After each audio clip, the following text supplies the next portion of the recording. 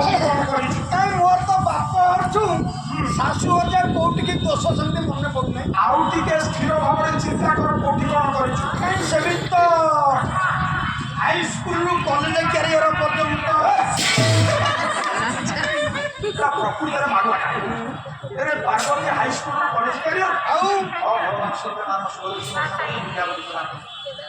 କାଇଁ ମୋର ତ କୋଉଠିକି ଦୋଷ ମନେ ପଡୁନାହିଁ। ଭଳିଆ କଥା କହନା ତ ମୋର ଦୋଷ କୋଉଠୁ ଆଇଲା ମନେ ପଡୁନି ନା ମନେ ପକେଇ ଦଉଛି ଶୁଣ ଟିକେ ପକେଇଦେଲ।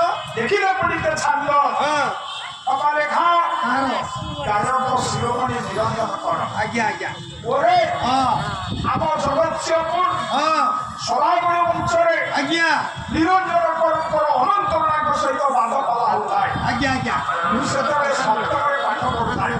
ସେତିକିବେଳେ ମତେ ଗୋଟା ବହି ଦେଇଥିଲି ତା ନାଁଟା ହଉଛି ଜଗଦ୍ଧାତ୍ରୀ ପୂଜା।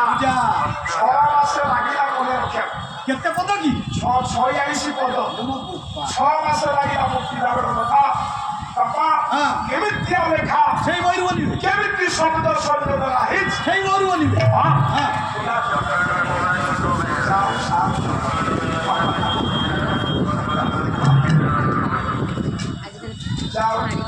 ମନ ଜାଣିବି ଆମେ ତ ଅଚ୍ୟୁତପୁର ଅନୁଷ୍ଠାନକୁ ଯିବା। ଆଜ୍ଞା ସାର୍ ସବୁବେଳେ ମିଶ୍ରି ପାଣି ଯୋଗେଇଛ। ସାର୍ ଆଗରୁ ଦେଇଦେଲେଣି ଆଣିକିରି ଆଉ ସେତେବେଳକୁ ଦେବେଟି।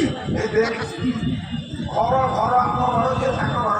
ଆଜ୍ଞା କହିବାର ଉଦ୍ଦେଶ୍ୟ ବାପା କେମିତିଆ ଲେଖା ଲେଖା ରାଗ ଚୋଖି ଦିଅନ୍ତୁ ଚୋଖି ମହିଷା ମହିତ